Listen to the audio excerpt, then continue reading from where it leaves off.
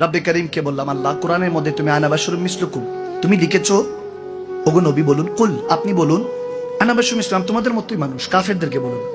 এখন সুমা মারাজাল আমার নবী কি কাফেরদের মতো?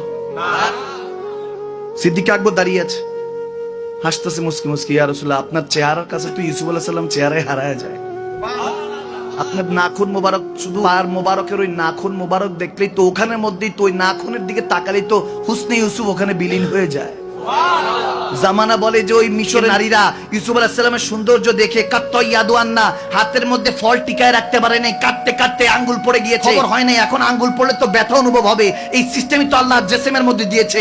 রক্তনালী আলাদা হলেই ব্যথা অনুভব হয়, এবার ছোট একটা সুই হলো ওই ব্যথাটা অনুভব হয়। আঙ্গুল কেটে পড়ে গেল, ওই নারীদের খবর হলো না।